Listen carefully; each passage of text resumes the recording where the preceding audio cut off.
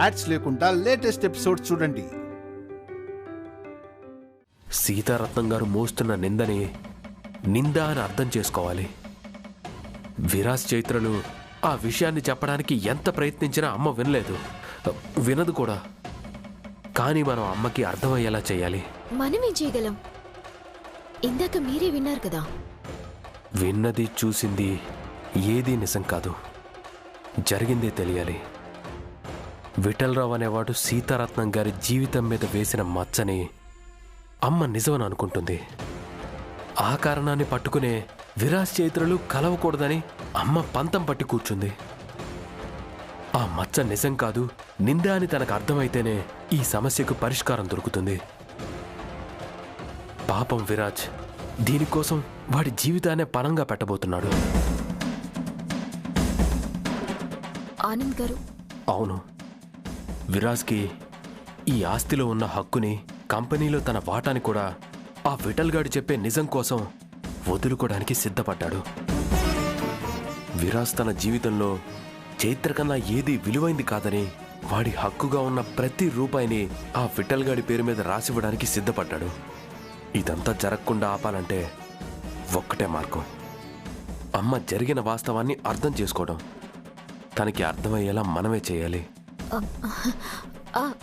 తప్పకుండా తప్పకుండా చేద్దాం ఆనంద్ గారు. గీత కథ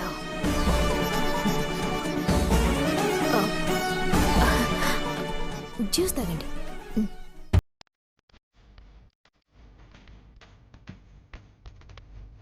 ఒక్క గ్లాస్ జ్యూస్ ప్రేమతో తెచ్చినందుకు ఇంత పెద్ద న్యూస్ ని ఎక్స్క్లూసివ్ గా తెలుసుకోగలిగానా? చైత్ర, నీ తల్లి మీద పడిన మచ్చని తుడిచేస్తావా? అందుకేనా నరసింహనాయుడు లెవెల్లో నాతో ఛాలెంజ్ చేసావు? విలువైన విషయం తెలిసింది కదా, ఇంకా విషయం అవ్వటం ఎంతసేపులే. స్మైలీ, ఏంటి ఆలోచిస్తున్నావు? అబ్బే ఏం లేదండి, మీరు చెప్పిన దాని గురించి. గ్లాస్ ఇవ్వండి. తమ్ముడు తమ్ముడు అంటూ వాడి వైపు వేసే మీ అడుగుని మీ వెనకే ఉండి నా దారిలో నడిపిస్తూ నన్ను దెబ్బ కొట్టాలని చూసిన దాన్ని చావు దెబ్బతీస్తా.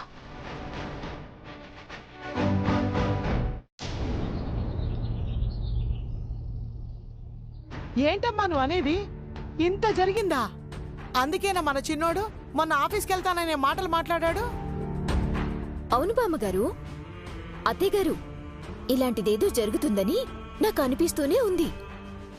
అదే ఆ రోజు ఆనంద్ గారితో ఇండైరెక్ట్ గా కూడా అన్నాను. నా మాటని ఆయన మనసుకు తీసుకోకపోగా నేనేదో తప్పు చేసినట్టు మాట్లాడారు. కానీ యాక్చువల్గా ఆ చైత్ర వేసిన ప్లాన్ లో భాగంగా విరాజ్ అమాయకంగా ఒక రాంగ్ స్టెప్ తీసుకున్నాడు. ఆయన ఇప్పుడు జరిగిపోయిన దాని గురించి కాదు, జరగబోయే ఘోరాన్ని గురించి ఆలోచించాలి.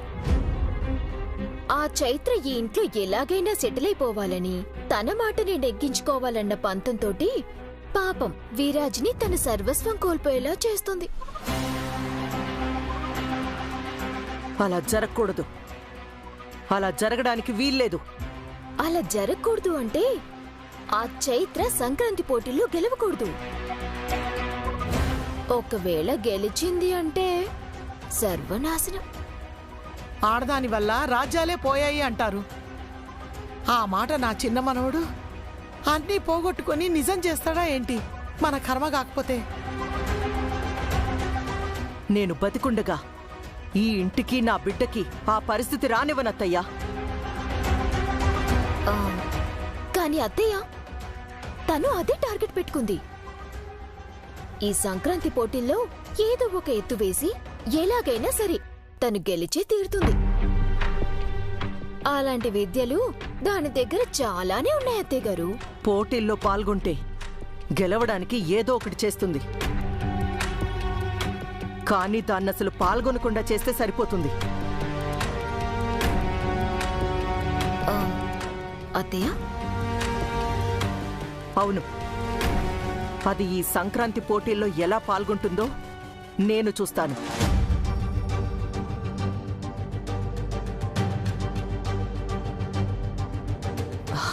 అత్తయ్య గారు, మీరు వెళ్ళి టాబ్లెట్స్ వేసుకొని రండి, గుడికి బయలుదేరతాం.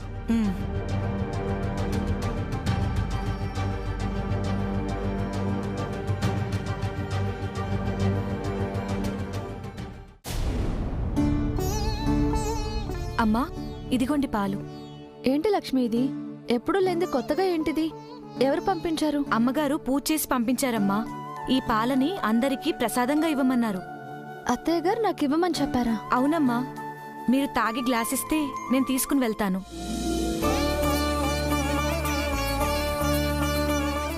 పోటీలో గెలవడానికి నీ కోడలికి శక్తి కావాలని ఈ పాలు పంపించారా అత్తయ్య?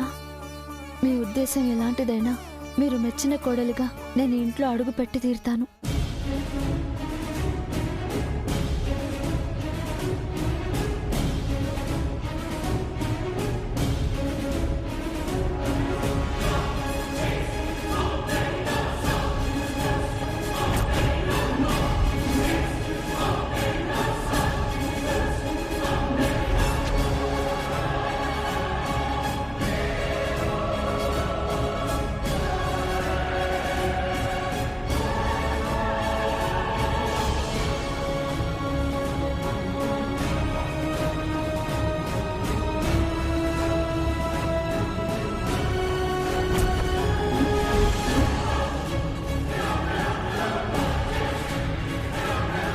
ఇచ్చావా? ఇచ్చానమ్మగారు. తాగిందా? తాగారమ్మగారు. ఇదిగోండి గ్లాసు. ఇంకెవరికైనా ఈ ప్రసాదం పాలు ఇమ్మంటారమ్మా? అక్కర్లేదులే. అమ్మా, విరాజ్ బాబు గారికి ఇవ్వడం మర్చిపోయాను. నేనిస్తానులే కాని నువ్వెళ్ళు. ఉమ్.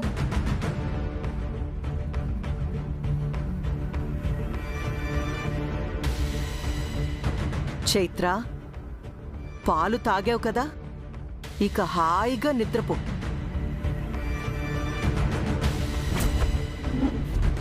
ఈ సంక్రాంతి పోటీల్లో నువ్వు లేవు.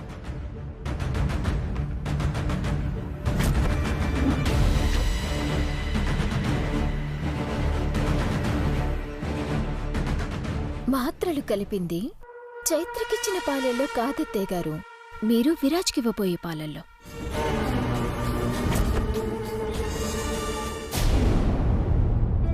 రే విరాజ్, ఆల్ ది బెస్ట్ రా. నాకు చైత్ర మీద నమ్మకం ఉంది, తనకి సపోర్ట్గా నువ్వున్నావు. So no issue. మీరు అనుకున్నది అనుకున్నట్టుగా జరుగుతుంది. ఏంటి ఆనంద్? అదే అమ్మా, ఏ ఇష్యూ లేకుండా పోటీ సక్రమంగా జరగాలి అంటున్నా. విరాజ్, ఈ పాలు తీసుకోనన్నా. ఈ ఇంటికంతా మంచి జరగాలని పూజ చేశాను. ఇదిగో ఈ పాలే.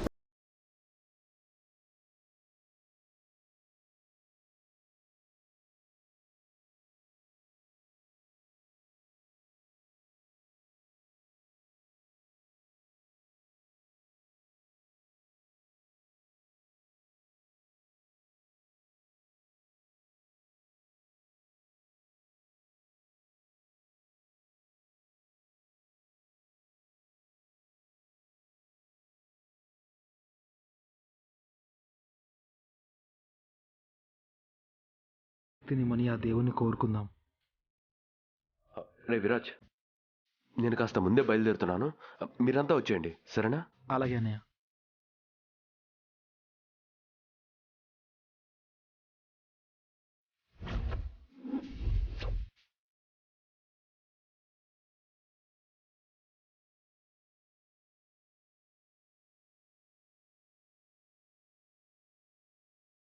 అమ్మా, ఒక మాట చెప్తాను.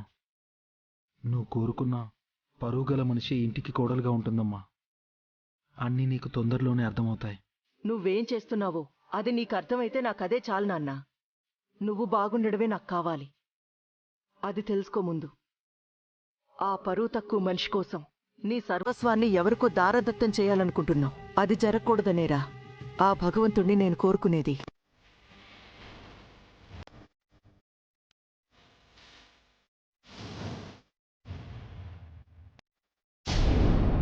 చైత్ర గదిలో ఉండిపోతే విరాజ్ ఏదో ఒక మ్యాజిక్ చేసైనా దాన్ని తీసుకుని వెళ్ళిపోగలడు. ఆవిడ బలమే విరాజ్ కదా. మరి ఆ విరాజే గది దాటలేని పరిస్థితిలో పడుంటే చైత్ర మాత్రం ఏం చేయగలదు? స్పృహలో లేని విరాజ్ గురించి ఏమైందో ఏంటోనని గిరగిరా గిరగిరా అని వాడి చుట్టే తిరుగుతూ ఇక్కడే ఉండిపోతుంది.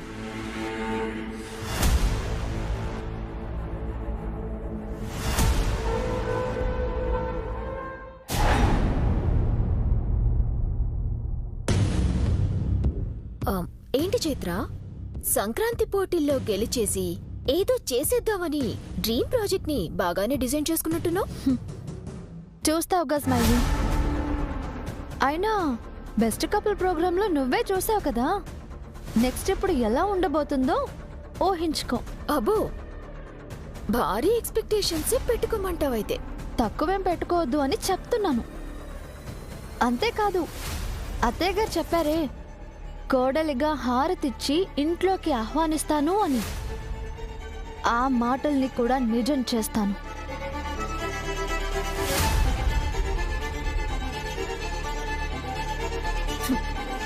అబ్బబ్బబ్బబ్బబ్బబ్బా, మామూలుగా లేదుగా.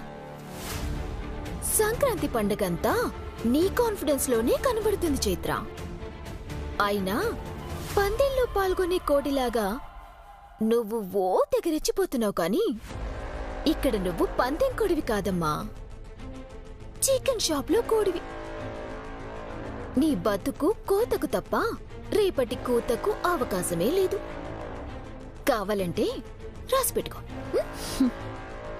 నా కన్నయ్య నా పక్కనుండగా నీ మాటలు నీ కుట్రలు ఏవి మా గెలుపుని ఆపలేవు.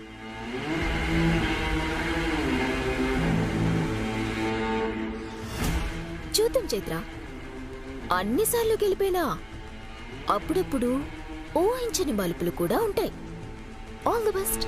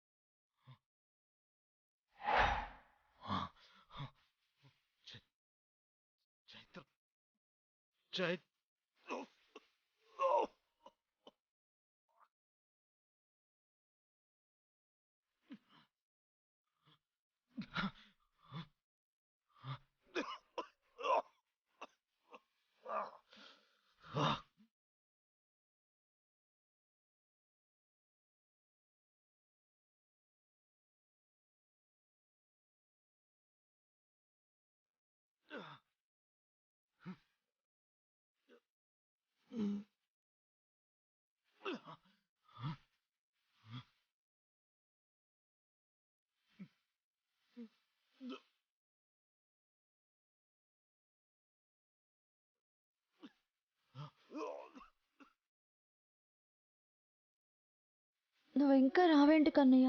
నిన్ను చూసైనా సంక్రాంతి పోటీలకు బయలుదేరాలి.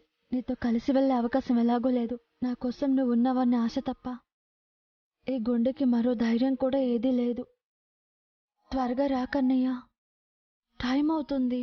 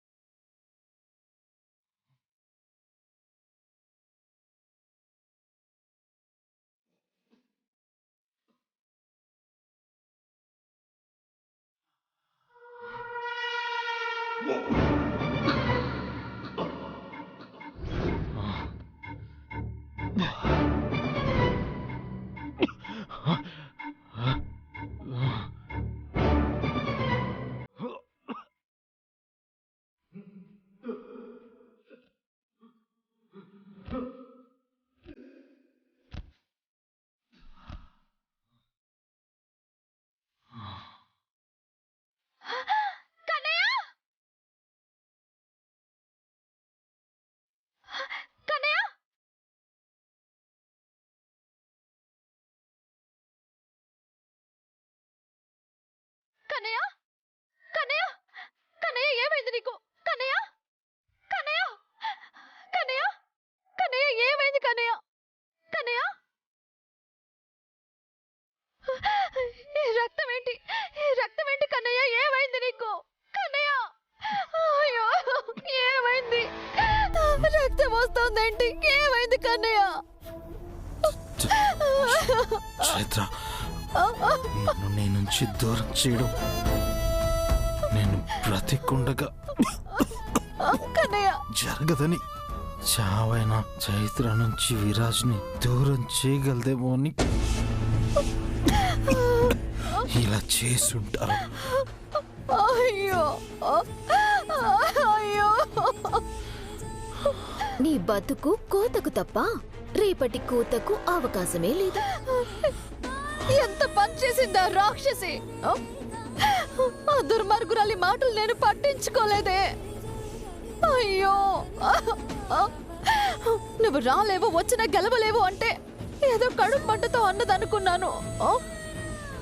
అది నీ ప్రాణాలు తీస్తుందని నేను ఆలోచించలేదు కన్నయ్య, ఆలోచించలేదు.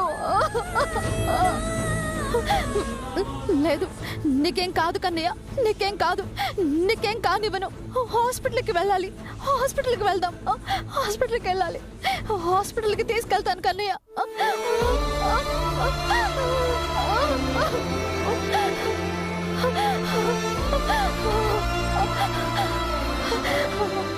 Hello, ambulance!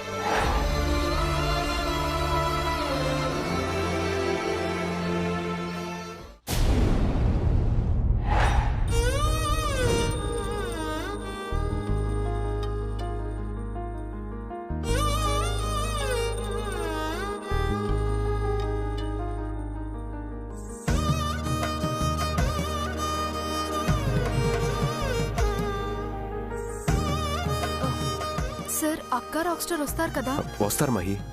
వాళ్ళు ఇక్కడికి వచ్చి ఈ పోటీలో గెలిస్తేనే వాళ్ళ జీవితంలో సంతోషానికి ఒక దారి దొరుకుతుంది. అదే జరిగితే అంతకన్నా ఏం కావాలి సార్?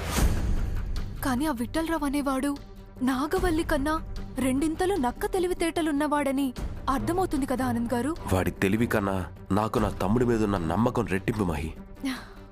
అయినా ఈసారి బాల్ విరాజ్ కోర్టులో ఉంది.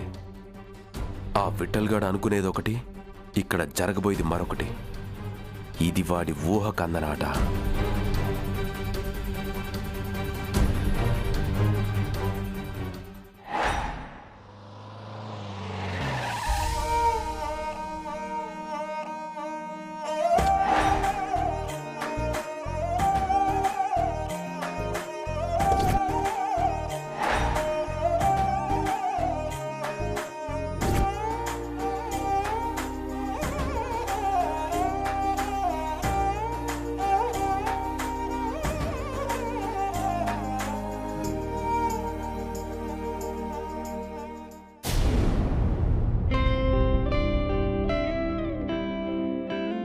పెద్దోడా, ఎప్పటికంటే ఈసారి సంక్రాంతి పోటీల ఏర్పాట్లు చాలా గ్రాండ్ గా అరేంజ్ చేసినట్టున్నావు. ఈసారి స్పెషల్ కదా బామ్మ, గ్రాండ్ గా లేకపోతే ఎలా? అవును కదండి? అమ్మా, విరాజ్ అక్కడ? వాడేమైనా చంటి పిల్లోడా ఆనంద్? వెళ్ళిన చోటకల్లా చంకలో పెట్టుకుని వెళ్ళడానికి? నీ తమ్ముడిప్పుడు చాలా పెద్దవాడు. అలా అని కాదమ్మా. ఏవో ఆనంద్, ఆవిడొస్తే కాని విరాజ్ ఇక్కడికి రాడేమో. వాడి ఇంటెన్షన్ అర్థం చేసుకునే అవకాశం కూడా లేకుండా చేశాడు. నేనేమని చెప్పగలను? అయినా వాళ్ళు లేనంత మాత్రాన పోటీలు జరగవా? ఈ పోటీలే వాళ్ళ కోసం అమ్మా. ఆనంద్, ఈ పోటీలు ఏ ఒక్కరి కోసమూ కాదు, మన కంపెనీ గౌరవం గురించి. ఎవరొచ్చినా రాకపోయినా పోటీలు ఎప్పట్లాగే జరగాలి. ఏ లోటు రాకుండా చూసుకో.